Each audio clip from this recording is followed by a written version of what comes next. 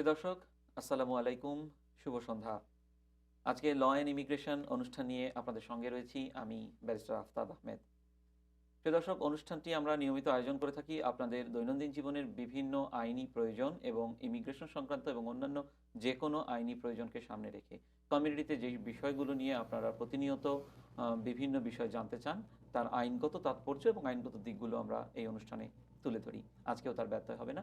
আমাদের সঙ্গে আজকে উপস্থিত রয়েছেন একজন বিশিষ্ট attorney at law, mister Ehsanul Habib. Mister Habib, আপনাকে আমাদের অনুষ্ঠানে অনেক ধন্যবাদ আসার জন্য এবং টাইম টিভি এবং এর দর্শকদের পক্ষ থেকে স্বাগত। আপনাকেও ধন্যবাদ আফতাব, আমাকে আজকে এখানে আমন্ত্রণ জানাবার জন্য। প্রিয় দর্শক, অনুষ্ঠানের শুরুতে মিস্টার এহসানুল হাবিব সম্বন্ধে আমি দুটো লাইন আপনাদের বলতে চাই। মিস্টার এহসানুল হাবিব নিজের নামেই পরিচিত, আমার ওইভাবে বলার কিছু নেই। তারপরও আপনারা জানেন, দীর্ঘদিন ধরে নিউ ইয়র্কের কমিউনিটিতে উনি সফলতার সঙ্গে আইন পেশায় নিয়োজিত রয়েছেন। And he has been post graduated from pace university back in 2007, এবং তার আগে উনি নিউ ইয়র্ক বারে, তারপরে উনি নিউ ইয়র্ক বারে অ্যাডমিশন নিয়েছেন। এবং উনি যে বিষয়গুলো নিয়ে সফলতার সঙ্গে এবং দক্ষতার সঙ্গে প্র্যাকটিস করে আসছেন, তার কিছু কিছু হচ্ছে bankruptcy, foreclosure, tenant and landlord agreement or এই জাতীয় যে কোনো বিষয়, অ্যান্ড রিয়েল এস্টেট ক্লোজিং। তো আজকেও আমরা চেষ্টা করব মিস্টার হাবিব দর্শকের উদ্দেশ্যে তাদের ফোরক্লোজার এবং এই বিষয়গুলো নিয়ে যে সমস্যাগুলো থাকে তা এক এক করে তুলে আনতে। প্রিয় দর্শক, অনুষ্ঠান চলাকালীন সময়ে আপনারা আমাদের টেলিভিশন মনিটরের স্ক্রলে যে ফোন নাম্বারটি দেখতে পাবেন বা পাচ্ছেন, সেই নম্বরে ফোন করে আপনাদের এই সংক্রান্ত যাবতীয় প্রশ্ন আমাদের প্যানেলের উদ্দেশ্যে করতে পারেন। আশা করি আপনাদের প্রশ্নের উত্তর দেওয়ার মাধ্যমে আপনাকে আইনি সহায়তা দিতে পারবো। আর এর বাইরেও যদি আপনারা অন্য কিছু জানতে চান, সেটিও আপনারা ফোনে জানাতে পারেন। আমাদের পরবর্তী যে কোনো অনুষ্ঠানে আমরা সেই বিষয়গুলো নিয়ে যখন আমাদের আয়োজন চালিয়ে যাব, তখন সেগুলোর উপর আলোকপাত করব আশা করছি। মিস্টার হাবিব, জি। ফোরক্লোজার নিয়ে আলোচনা শুরুতে এক লাইনে যদি আমাদেরকে বলতে চান যে মর্গেজ অ্যান্ড দেন ফোরক্লোজার আসলে খুব ভয়ের ব্যাপার, কিন্তু আসলে কি এতটা ভীতিকর কি না, কিভাবে সচেতন থাকলে এই ভয় থেকে এড়িয়ে যেতে পারেন একজন সাধারণ মানুষ? আম, অবশ্যই কিছুটা সমস্যা তৈরি করতে পারে যদি আপনি কোনো কারণে আপনার মর্টগেজ পেমেন্ট না দিতে পারেন নিয়মিতভাবে। সাধারণত যেটা হয়, মর্টগেজ কোম্পানি আপনাকে হয়তো কিছু ধরনের সুযোগ সুবিধা দিতে চাইবে। তারা হয়তো বলবে যে আপনি মর্টগেজটাকে আমরা এক ধরনের ফরবিয়ারেন্স এগ্রিমেন্টের মধ্যে নিতে পারি, যার মাধ্যমে আপনি যদি 2 মাস বা 3 মাস পিছনে পড়ে যান, তাহলে তারা হয়তো বা চেষ্টা করবে আপনাকে এই পিছনে পড়ে যাওয়া যে না অ্যামাউন্টটা আছে, যে অঙ্কটা আছে, সেটাকে হয়তো একটা নির্দিষ্ট পরিমাণ মাসের উপরে ছড়িয়ে দেওয়ার বা স্প্রেড ওভার করে দিতে চেষ্টা করবে। তখন আপনাকে আপনার নিয়মিত যে মর্টগেজ পেমেন্ট আছে এবং ওই স্প্রেড ওভার বা ক্যাচ আপ পেমেন্ট বলি আমরা এটাকে অনেক সময়, সেই পেমেন্টটা একটু একটু করে দিতে হবে। এটা এটা এটা একটা পথ হচ্ছে এই জিনিসটার সমাধান করবার। মানে কি পরিস্থিতিতে ফোরক্লোজার থেকে আমি বিরত রাখতে পারি নিজেকে? সাধারণত 2009 সাল, আমি 1900 বলতে গেছিলাম, 2009 সালে প্রেসিডেন্ট ওবামা একটা প্রোগ্রাম তৈরি করেছেন, এটার নাম হচ্ছে হ্যাম্প বলে এটাকে, হোম অ্যাফোর্ডেবল মডিফিকেশন প্ল্যান, যার আওতায় কেউ যদি পিছনে পড়ে যায় তাহলে তারা তাদের মর্টগেজটাকে মডিফিকেশন করতে পারে। খুব সিম্পল ভাষায় বলতে গেলে বলতে হয় যে আপনি যে পিছনে পড়ে গেছিলেন 6 মাস বা 8 মাস বা 10 মাস বা 12 মাস, যাই হোক না কেন, তারা আপনার এই পেমেন্টটাকে রিঅর্গানাইজ করে দেবে। এবং কোনো কোনো ক্ষেত্রে কোনো কোনো মর্টগেজ কোম্পানি এই প্রোগ্রামটাতে, যারা হ্যাম্প প্রোগ্রামটাতে অংশগ্রহণ করে, তাদের মর্টগেজ এর যে ইন্টারেস্ট রেট আছে এটাকে কমিয়ে 2% করে দেবে। এবং এই 2% করে দেওয়া এবং আরও কিছু সুযোগ সুবিধা তারা আপনাকে দেবে। তারা হয়তো আপনার মর্টগেজ পেমেন্ট সিগনিফিকেন্টলি কমিয়েও দিতে পারে বিবিধ উপায়ে। তারা প্রিন্সিপাল কিছুটা কমিয়ে দিতে পারে এবং তারা অনেক সময় আপনার যদি প্রিন্সিপালকে দুভাগ করে ফেলতে পারে, বলতে পারে একটা ভাগ তুমি দেবে 20 বছর ধরে, 22 বছর ধরে, আর একটা ভাগ আমরা নেব যখন নাকি লোনটা ম্যাচিউর হয়ে যাবে 20 বছর বা 30 বছর পরে। এইভাবে অনেকেই এখানে অনেক। আমি একটু জানতে চাইবো যে শিওর। ফোরক্লোজারের এই ব্যাপারটাতে সাধারণত আমরা দেখি যে জুডিশিয়াল এবং নন জুডিশিয়াল দুটো ধরন। জি। পার্থক্যটা আসলে কি? নিউ ইয়র্ক হচ্ছে জুডিশিয়াল ফোরক্লোজার। নিউ ইয়র্কে কখনোই কোনো নন জুডিশিয়াল ফোরক্লোজার হয় না। নিউ ইয়র্ককে বলা হয়, যখন একজন একটা বাড়ি কেনেন তখন তারা দুটো ডকুমেন্ট সাধারণত ব্যাংকের সঙ্গে সিগনেচার করে কি থাকেন। কি? একটা নাম হচ্ছে আপনার মর্টগেজ, আর একটা হচ্ছে নোট।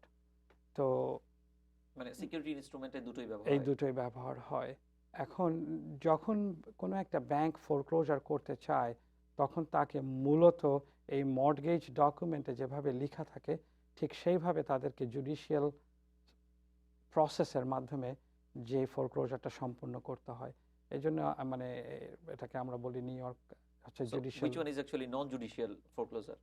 নন জুডিশিয়াল ফোরক্লোজার নিউ ইয়র্কে নেই, এটা আছে অন্যান্য কিছু কিছু স্টেটে, যেমন এটা আছে আটলান্টাতে, এটা আছে ভার্জিনিয়াতে। এটা কি? কারণ আমাদের তো দর্শক সব জায়গায় রয়েছেন। এটা আচ্ছা, আসলে কি যদি একটু এটা বলতেন? হচ্ছে অনেকটা যখন আমরা মর্টগেজটা এবং ডিডটা বা দলিলটা সই করি ব্যাংকের সাথে, তখন এই মর্টগেজটা একজন ট্রাস্টিকে দেওয়া হয়। হুম, এই ট্রাস্টি এই মর্টগেজটাকে ধরে রাখে এবং কখনো যদি কেউ পিছনে পড়ে যায় তখন এই ট্রাস্টি খুব নমিনাল একটা পদ্ধতি অবলম্বন করে একটা মামলা ফাইল করে কোর্টে হুম। সরাসরি সে তারপরে একটা ডেট ফিক্স করতে পারে, ফিক্স করে আপনার বাড়িটা কোর্টে নিয়ে গিয়ে, এটা বলে অকশন করে দেওয়া, Fine. কোর্টের হাউসে সেল করতে পারে। তো এটা 4-5 মাসের নিউ মধ্যে ইয়র্কের হয়ে জন্য যেতে আপনি পারে। দুটো ইনস্ট্রুমেন্টের কথা বলছিলেন। একটি ছিল ডিড এবং আরেকটি ছিল নোট। এই নোটটা কি মর্টগেজ এবং নোট, নোট সরি। তো এই নোটটা কি প্রমিসরি নোট যেটাকে আমরা বলি? আমরা বলি প্রমিসরি নোট, রাইট। এটা আসলে কি? এই প্রমিসরি নোটটা হচ্ছে এক ধরনের কন্ট্রাক্ট, যেই কন্ট্রাক্টের আন্ডারে একজন বড়োয়ার বাধ্য থাকে এই টাকাটা শোধ করবার জন্য ব্যাংকে।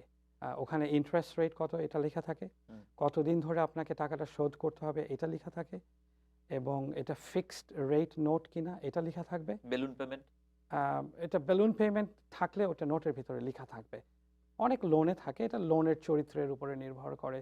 এটা নোট মানেই বেলুন পেমেন্ট থাকবে না। রাইট। যদি বেলুন পেমেন্ট ওখানে থেকে থাকে তবে থাকবে। জি, আদারওয়াইজ ওখানে কখনোই থাকবে না যে এটা আর বেলুন আরেকটা শব্দ এখানে আমাদের বারবার আসে যে অ্যামোর্টাইজেশন। হ্যাঁ, রাইট। আপনি যদি আমাদের একটু ব্যাখ্যা করেন। অ্যামোর্টাইজেশন হচ্ছে যে আপনি যে পরিমাণ টাকা ব্যাংকের থেকে ধার নিলেন, এই টাকাটা আপনি শোধ করবেন কি পদ্ধতিতে। পদ্ধতি বলতে যেটা আমরা বুঝতে পারি, আপনার এই টাকার ভিতরে মান্থলি যে মর্টগেজ পেমেন্ট আপনি দেবেন তার ভেতরে 3টে অংশ আছে। একটা হচ্ছে আপনি যে লোন নিয়েছেন সেটার প্রিন্সিপাল এবং ইন্টারেস্ট, এবং আপনি যে হোম ওনার্স ইন্স্যুরেন্স যেটা মর্টগেজ কোম্পানি সাধারণত দিয়ে থাকে সেটার একটা অ্যামাউন্ট আছে, এবং আপনার রিয়েল এস্টেট ট্যাক্স যেটা নিউ ইয়র্কে আছে হুম। সেই রিয়েল এস্টেট ট্যাক্সের একটা অংশ থাকে। এই 3টা কম্বাইন করে আপনার মান্থলি মর্টগেজ পেমেন্ট হচ্ছে, এবং এই মান্থলি মর্টগেজ পেমেন্টটা প্রত্যেক মাসে কতটুকু টাকা প্রিন্সিপালে যাবে, কতটুকু টাকা ইন্টারেস্টে যাবে, এবং কতটুকু টাকা হোম ওনার্স ইন্স্যুরেন্স এবং আপনার রিয়েল এস্টেট ট্যাক্সে যাবে, এই একটা স্কেজুয়ালের মতো, যে শুরু থেকে আপনার লোন শেষ হচ্ছে আমি ধরে নিলাম 15 বছরে, তাহলে 15 বছর পরে আপনার পেমেন্টটা কী রকম হবে দেখতে শুরু থেকে শেষ পর্যন্ত, এইটা যে স্ট্রাকচারটা, হুম, এই স্ট্রাকচারটাকে বলা হয় আসলে অ্যামোর্টাইজেশন। এটা আজকাল স্কেজুয়াল হিসেবে দেয়া হয় প্রত্যেক বড়োয়ারকে, সবাই দেখতে পারে এখন, আগে এটা দেখতে হুম। পারতো না। Thank you. আমি চাইবো দর্শকের উদ্দেশ্যে আমাদের এই গ্লসারিগুলো আরো বেশি, টার্মিনোলজিগুলো আরো বেশি পরিচিত করে তুলতে। শিওর। সেজন্যই আপনার উদ্দেশ্যে আমার পরের প্রশ্নটি হচ্ছে রাইট অফ রিডেম্পশনটা কি এবং প্রযোজ্য কিনা? রাইট অফ রিডেম্পশন আসলে বাড়ি যখন নাকি সত্যিকার অর্থে ব্যাংকের সকল রকমের প্রক্রিয়া শেষ করবার পরে জুডিশিয়াল যত প্রক্রিয়া আছে শেষ হয়ে যাওয়ার পরে অকশন হয়ে গেছে, বাড়ি নিলাম হয়ে গেছে, এখন আর বাড়িটা নাই, তখন একজন বড়োয়ারের অধিকার থাকে এই বাড়িটাকে আবার ফেরত পাওয়ার। নিউ ইয়র্কের রাইট অফ রিডেম্পশন ভীষণ মাত্রায় লিমিটেড। আচ্ছা। কেস ল যা আছে তারা এটা ঠিক রিকগনাইজ করে না। খুব আমি বলবো খুবই নগণ্য দু একটা ক্ষেত্রে হয়তো বা এটা হতে পারে, কিন্তু প্রক্রিয়াটা অনেক জটিল। এই ক্ষেত্রে আপনার এক্সপেরিয়েন্স বা অভিজ্ঞতা থেকে যদি বলেন যে বিশেষ করে আমাদের কমিউনিটিতে ফোরক্লোজারের ঠিক আগ মুহূর্তে বা পরবর্তীতে আমাদের কমিউনিটির লোকেরা তাদের অসচেতনতার জন্য কি ধরনের সমস্যায় পড়েন বা ওকে, কি ধরনের প্রিকশনারি মেজারমেন্ট তাদের নেওয়া উচিত? যখনই আমাদের দেশের আসলে ইমিগ্র্যান্ট কমিউনিটি আপনারা জানেন অনেক সময় দেখা যায় যে বেশিরভাগ সময় যারা বাড়িঘর কেনেন তারা তাদের রিয়েল এস্টেট এজেন্টদের উপরে অনেকটাই নির্ভর নির্ভরশীল করে। থাকেন। অতএব প্রথমেই তখনই যারা সমস্যায় পড়েন, মানে আমি বলবো যে লয়ার ঠিক করা থেকে শুরু করে কোত্থেকে তারা লোন নেবে সব কিছু রিয়েল এস্টেট এজেন্ট ঠিক করে দেয় তাদেরকে। তো ওনারা যখন ফোরক্লোজারের কোনো চিঠি পান ওনারা নিয়ে যান একজন রিয়েল এস্টেট এজেন্টের কাছে, ভাই আমি এটা কি পেলাম, আপনারা বলেন যে এক কাজ করতে পারেন, আমরা এটা মডিফিকেশন করতে পারি, তখন তারা তাদের মনোনীত একটা মডিফিকেশন কোম্পানির কাছে এটাকে নিয়ে অর্থাৎ যায়। আইনজীবীর কাছে তারা আসছেন অনেক পরে, অনেক পরে, যতক্ষণে হয়তো অনেক দেরি হয়ে যায়। অনেক দেরি তো হয়ে যায়। এক্ষেত্রে আপনি আমাদেরকে একটু বলেন যে লিমিটেশন, টাইম লিমিটেশন বা তামাদিগুলো কি? একটা হচ্ছে যে সবচাইতে বড় ব্যাপার, যখন কেউ একজন সামন্স অ্যান্ড কমপ্লেইন্ট যেটাকে বলি হুম, আমরা, মামলা শুরু করবার পরে তাদের উপরে আমাদের যারা হোম ওনার তাদের উপরে যে কাগজটাকে ওরা দিয়ে যায়, সেই কাগজটা সার্ভ হওয়ার পরে আপনার সময় হচ্ছে 20 দিন উত্তর দিবার। হুম, এখন কেউ যদি বলে আমি পাইনি, আমার ভাড়াটিয়াকে দিয়ে গেছে, বা আমার বাসায় আসেনি, তাহলে পরে এই সময়টা কিছুটা এক্সটেন্ড হতে পারে। তারপরেও আমি মনে করি যে যদি কেউ পেয়ে থাকে, তার আইন আইনে লেখা সময় হচ্ছে 20 এই দিন। 20 দিনের মধ্যে তাকে কি করতে হবে? স্টেপটা 20 কি? দিনের ভিতরে তাকে এই সামন্স এবং কমপ্লেইন্টের একটা উত্তর দিতে হবে। ওকে। এই অ্যান্সারটা যদি সে দিতে পারে, তাহলে তার, এটাকে আমরা বলি, তুমি, তোমার ভয়েসটা হার্ড হবে, হুম। তোমার কথা কেউ শুনবে। এর পরবর্তীতে যাই হবে না কেন, পরের আ- স্টেপটা কি আসলে? তারপরের স্টেপটা হচ্ছে আপনার মাস 6 ভিতরে আরেকটা চিঠি কোর্ট থেকে আসবে হুম, যে তোমার বাসা ফোরক্লোজারে গেছে, হুম, এখন তোমাকে কোর্টে আসতে বলছি আমরা, তোমার বাসাটা আমরা মডিফিকেশন করবার চেষ্টা করব। তখন কোর্ট অ্যাপয়েন্টেড একজন রেফারি আছেন, যিনি দুজনের মাঝখানে একটা মধ্যস্থতা করবার চেষ্টা করবে। সেই রেফারি একজন হোম ওনারের মর্টগেজ পেমেন্ট, তার ইনকাম, এগুলো দেখবে এবং ব্যাংকের সাথে নেগোশিয়েট করবার চেষ্টা করবে। এই আরবিট্রেটরের ক্ষেত্রে কি কোনো পেমেন্ট জড়িত? কোনো পেমেন্ট লাগবে না, এগুলো কোর্ট থেকে পয়েন্ট করা সব কিছু। হুম, এবং এই প্রক্রিয়াটা চলতে পারে অনেক দিন ধরে, এবং এই প্রক্রিয়া চলবার সময় আপনার মডিফিকেশন যদি হয়ে যায়, তাহলে পরে আপনার আর কোনো সমস্যা নাই অ্যাজ সাচ। আর যদি এটা না হয়, তাহলে এটা পরবর্তী যে পদক্ষেপগুলো ব্যাংক নেয়, হুম, হুম, অর্ডার অফ রেফারেন্স বলে একটা জিনিস হয়, তারপরে জাজমেন্ট অফ ফোরক্লোজার বলে একটা জিনিস হয়। এগুলো হতে অ্যাপ্রক্সিমেটলি 1 বছর লাগে, হুম, কোনো কোনো তারপর? সময় 18 মাসের মতো সময় লাগতে পারে। কিন্তু শুরুতেই যদি নিজের কণ্ঠটাকে বেসিক্যালি সোচ্চার করা যায় যে আমি আছি, আমি এখানে অ্যাপিয়ার করতে চাই, আমি আমার কথাটাকে শোনাতে চাই, তাহলে সুবিধা হবে রাইট। আপনি যে হোমওনারদের জন্য। চিঠিগুলোর কথা বলছেন, এর মধ্যে কোনটা পাওয়ার পরে I can say that foreclosure has commences, মানে শুরুটা হয় সামন্স কখন? এবং কমপ্লেইন্ট, সামন্স এবং কমপ্লেইন্ট। আর আরেকটা চিঠি আসে, এটা ঠিক ফোরক্লোজারের অংশ না, এটাকে আমরা বলি নোটিস অফ ডিফল্ট। এই নোটিস অফ ডিফল্টটা আসবে সাধারণত কখনো 90 ডেজ, কখনো 30 ডেজ আগে এই চিঠিটা আসে হোমওনারের কাছে। তাহলে সামন্স এন্ড কমপ্লেন্স এর পরেই কি মডিফিকেশনটা তো জরুরি না? যেটা আপনি বললেন আমাদের কমিউনিটির একটি বড় ভুল, রিয়েল এস্টেটের কাছে যায়, সরি, একজন মর্টগেজ এজেন্টের কাছে যায়। আপনি পিছনে পড়ে গেলেই মর্টগেজ পেমেন্টে মডিফিকেশনের জন্য অ্যাপ্লাই করতে পারেন। আচ্ছা। যখন সামন্স অ্যান্ড কমপ্লেন্ট এসে যাচ্ছে আপনার হাতে, তার মানে আপনার ফোরক্লোজার শুরু হয়ে গেছে, এখন আর বসে থাকবার কোনো উপায় নেই। এখন আপনাকে সত্যিকার অর্থে কিছু একটা করতে হবে এই বাড়িটা রাখবার জন্য। আচ্ছা, আর যদি আমার একটি পেমেন্ট বা একাধিক পেমেন্ট মিস হয়, তারপরে আমি চিঠি পাই, এই দুইয়ের মধ্যে পার্থক্য কি? কারো একজনের একটি পেমেন্ট মিস হলো, কারো একজনের একাধিক পেমেন্ট মিস হলো। তাদের উভয়ের ক্ষেত্রে কনসিকুয়েন্স কি সেম? একটি পেমেন্ট মিস হলে তো খুব একটা অসুবিধা নেই। কারো পেমেন্ট যদি $3000 হয় এবং হোম ওনার যদি মনে করেন যে আমি $3000 দিয়ে দিতে পারবো একবারে, তাহলে তার ওনার বাড়ি ফোরক্লোজারে যাচ্ছে না। আর যদি 10টা পেমেন্ট মিস হয়, তার মানে $3000 পেমেন্ট হলে প্রায় $30,000 কাছে চলে যাচ্ছে। একটা মানুষ তো আশা করি, আমি মানে মনে করি রাইট। $30,000 একবারে দিতে পারবে না। তাকে রিইনস্টেটমেন্ট করতে হলে পুরো টাকাটাই একবারে দিতে হবে, যেটা হয়তো বা অনেকেই পারবে। আর যে চিঠিগুলোর প্রসঙ্গে বলছি আমরা, ব্রিচ লেটার, এটা কি এবং কখন এটা আসে? নোটিস অফ ডিফল্ট বলে এটাকে। নোটিস অফ ডিফল্টটা সাধারণত আসে 90 দিন ধরে যদি আপনি পেমেন্ট না দেন। আহ, এটা পাওয়া মাত্রই আমার কি করা উচিত? এটা পাওয়া মাত্রই আসলে খুব সাবধানে চলা উচিত। তার উচিত হচ্ছে মর্টগেজ পেমেন্টের জন্য মডিফিকেশনের জন্য চেষ্টা করা তখন থেকেই, যে আমি অ্যাপ্লাই করতে পারি কিনা মডিফিকেশনের জন্য, এবং ব্যাংকের সাথে যোগাযোগ করা উচিত।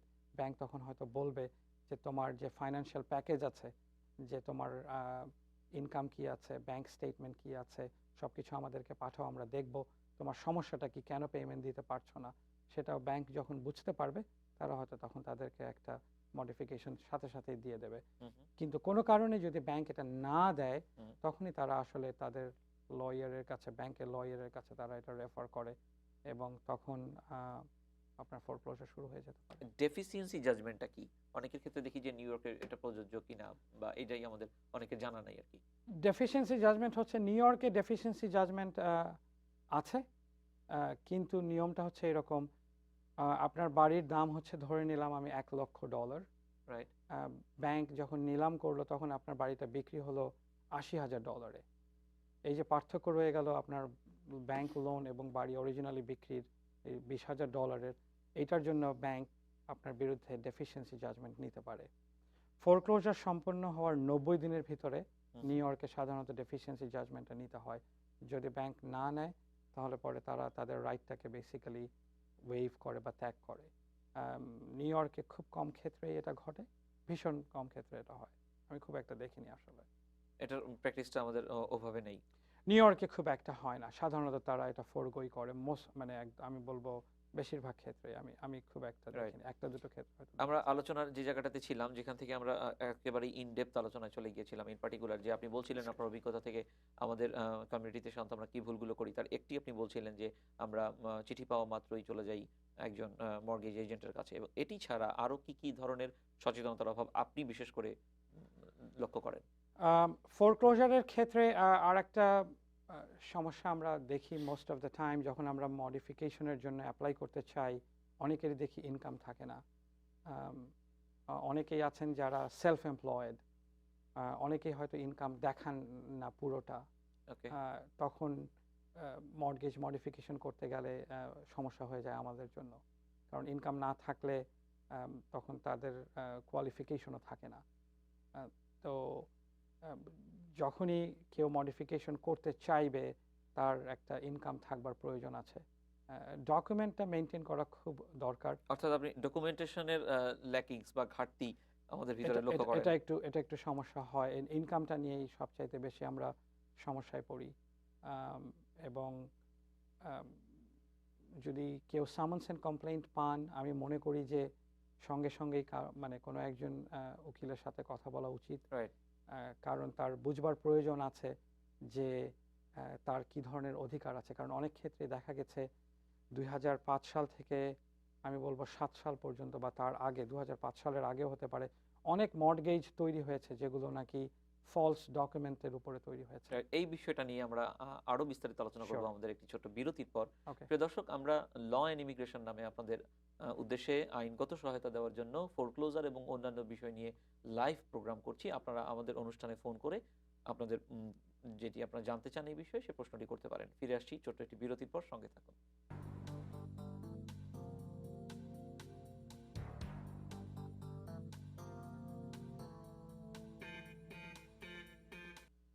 পার্কচেস্টার ফ্যামিলি ফার্মেসিতে আসুন। আমরা মেডিকেড, মেডিকেয়ার, পার্টি জি, থার্ড পার্টি ইন্স্যুরেন্স সহ অধিকাংশ ইউনিয়ন ক্লাস ও ওয়ার্কার কম্পেনসেশন গ্রহণ করে থাকি। প্রতিদিন সর্বোচ্চ কম মূল্যের নিশ্চয়তা, সিনিয়র সিটিজেনদের জন্য 10% মূল্য কম। Parkchester family pharmacy, 1445 Union Court Road, Bronx, New York 10462, phone 347-851-2688। Parkchester family pharmacy, আপনার ফার্মেসি।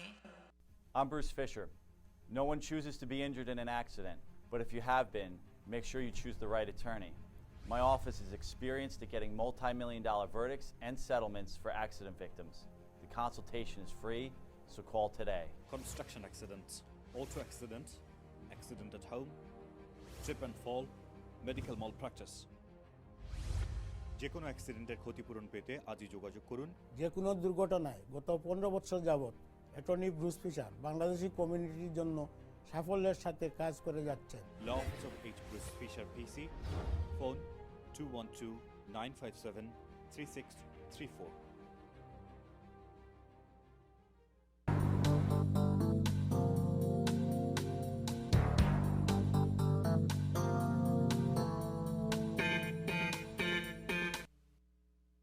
প্রিয় দর্শক, বিরতির পর আমাদের ল অ্যান্ড ইমিগ্রেশন নামে অনুষ্ঠানে ফিরে এলাম। আজকে আমরা আলোচনা করছি মূলত ফোরক্লোজার এবং অন্যান্য অর্থনৈতিক সমস্যা সংক্রান্ত বিভিন্ন নিউ ইয়র্ক স্টেটের ল, যেমন ব্যাংক্রাপসি, রিয়েল এস্টেট ক্লোজিং ইত্যাদি। আমাদের সঙ্গে রয়েছেন অ্যাটর্নি এহসানুল হাবিব।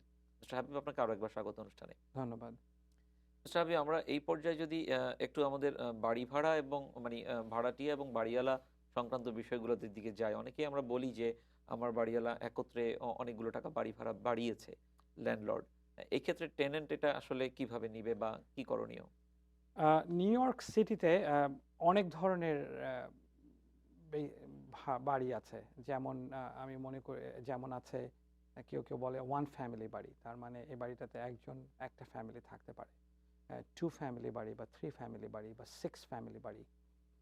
তো একটা সময়ের আগে, সালটা 1972, আগে যে বাড়িগুলো হয়েছে, অনেকগুলো এরকম বাড়িকে বলা হয় রেন্ট স্ট্যাবিলাইজড অ্যাপার্টমেন্ট।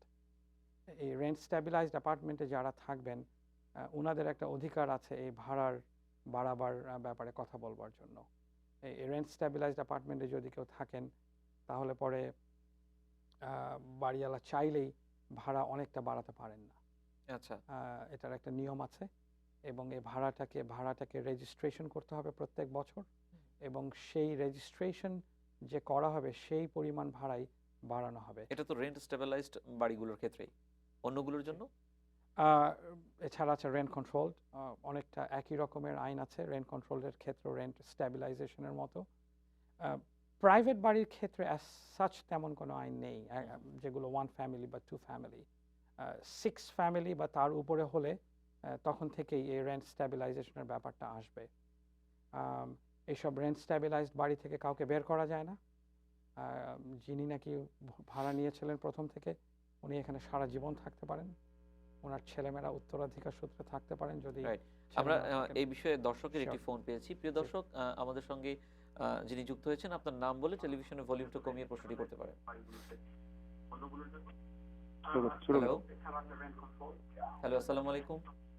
হ্যালো, আসসালামু আলাইকুম। জি, ওয়ালাইকুম আসসালাম, আপনার কথা শুনতে পাচ্ছি। কে বলছেন? হ্যাঁ, আমার নাম মোহাম্মদ ফারুক হোসেন চৌধুরী। আমি ফেজল মিয়া থেকে বলতেছি। অনেক ধন্যবাদ ফোন করার জন্য। আপনার প্রশ্নটি করুন। আপনাকে ধন্যবাদ। আমার কোয়েশ্চেন হচ্ছে কি, আমি বাড়ি নিয়েছি লাস্ট ইয়ারে, বাট আমার বাড়ির মর্টগেজ বাট ইন্টারেস্ট রেট হচ্ছে 3.62।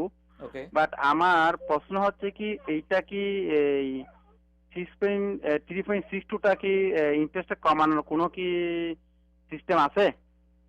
আচ্ছা, আপনার প্রশ্নটা বুঝতে পেরেছি। আপনি আমাদের অনুষ্ঠান দেখতে থাকুন, উত্তরটি পেয়ে যাবেন। উনি না। জানতে চাইছেন ওনার মর্টগেজ রেট কমানোর সুযোগ আছে জি, কিনা। আমি শুনেছি। ওনার ক্ষেত্রে আনফর্চুনেটলি আইনটা, যে হ্যাম্পের যে আইন আছে 2%-এ চলে যাওয়ার, এটা অ্যাপ্লিকেবল হবে না। কারণ আইনটাতে বলা আছে যে লোনগুলো অরিজিনেট করেছে 2009 সালের ডিসেম্বর মাসের আগে, হুম হুম। সেই লোনগুলোর ক্ষেত্রে এই হ্যাম্পের অনুযায়ী 2% রেটটা অ্যাপ্লিকেবল হবে। ওনার এই রেটটা কি কি অ্যাডজাস্টমেন্ট রেট মর্টগেজ ইআরএম বলা যায়, না এটা অন্য কিছু? এটা নোট না দেখলে আমি বলতে পারবো না। মনে হয় আমার এটা ফিক্সড রেট মর্টগেজ, কিন্তু ওনার নোটের একদম নিচে হাতের বাঁয়ে লেখা আছে হুম। যে এটা ফিক্সড রেট কিনা বা অ্যাডজাস্টেবল রেট কিনা। যিনি যদি দর্শক, অ্যাডজাস্টেবল রেট হয়ে থাকে সেক্ষেত্রে কি সম্ভব? সেই ক্ষেত্রে ওনাকে অনেকগুলো ধাপ পার হতে হবে। নাম্বার 1 ধাপ হচ্ছে যে ওনাকে হয়তো মর্টগেজ পেমেন্ট অনেক ক্ষেত্রেই উনি অ্যাপ্লাই করে দেখতে পারেন যদি উনি কোয়ালিফাই করেন, কিন্তু ওই ক্যাপটা আছে যে 2009 সালের আগে অরিজিনেট করতে হবে লোনটাকে, আচ্ছা, তা না হলে এটা এখনই হচ্ছে না। উনি হয়তো বা হ্যাম্পের আন্ডারে পড়বেন না, হুম হুম। কিন্তু ইন্টারনাল মডিফিকেশন যদি মর্টগেজ কোম্পানি দিতে থাকে কোনো, সেটার আন্ডারে হয়তো পড়তে পারেন। কারণ ডিস্ট্রেস যে হোমগুলো, এই পর্যায়টা হচ্ছে 2005 সাল থেকে 2009 সাল পর্যন্ত ধরছে হুম। সরকার। সেই জন্য তারা 2009 সালের ডিসেম্বর মাস পর্যন্ত একটা বার করে টাইম দিয়েছে। লিমিট করেছে। এর পরের লোনগুলোকে তারা ধরছে যে এগুলো ঠিকভাবেই করা হয়েছে, এই লোনগুলোতে আর অত সমস্যা থাকবে বলে তারা মনে করেননি। সেই Right. জন্য ক্যাপটা ওখানে আছে, আর যে 2009-এর ডিসেম্বরের পরের লোনগুলোর ক্ষেত্রে হ্যাম্পটা অ্যাপ্লাই হবে না, এবং 2% হয়তো নাও হতে পারে, ইন্টারনাল মডিফিকেশন হতে পারে, হ্যাম্পটা হবে না। ধন্যবাদ মিস্টার হাবিব। প্রিয় দর্শক, আশা করছি আপনার প্রশ্নটির উত্তর পেয়েছেন। আমরা আশা করব আপনারা আপনাদের এই ধরনের প্রশ্নগুলো আরো করে আমাদের অনুষ্ঠানকে আপনাদের জন্য আরো বেশি সার্ভিস দেওয়ার সুযোগ করে দিবেন। মিস্টার হাবিব, আমরা এরপরে যেটি জানতে চাইবো যে আমরা অনেক সময় দেখি যে আমাদের অনেকেই একটি বাড়িতে আমরা অনেক দিন ধরে থাকি এবং এরপরে যদি কোনো কারণে ল্যান্ডলর্ড আমাদের এভিক্ট করতে চায়, সেটা আমাদের কিভাবে রিয়েক্ট করা উচিত? যদি এভিক্ট করতে চায় নিউ ইয়র্কে, তাহলে আপনার এক ধরনের মামলা করতে হয় আসলে। হাউজিং কোর্টে গিয়ে 30 দিনের একটা নোটিশ দিতে হয়, এবং দিয়ে যদি কোনো লিজ না থাকে তারপরে মামলা ফাইল করতে হয়।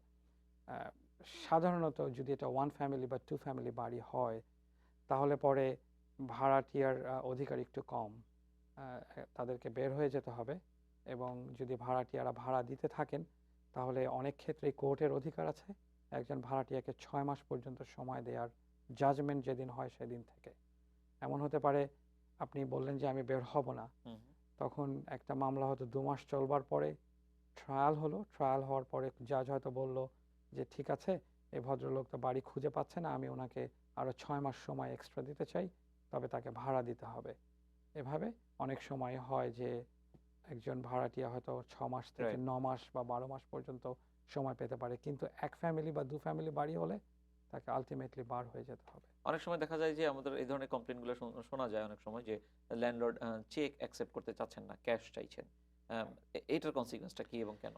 আমি আমি মনে করি কোনো সময়ই ক্যাশ কোনো টাকা কাউকে দেওয়া উচিত না, কারণ নিউ ইয়র্কের কোর্টে যদি একজন ভাড়াটিয়ে বিরুদ্ধে কোনো রকমের মামলা হয় তাহলে পরে বলে যে burden to prove payment, hmm.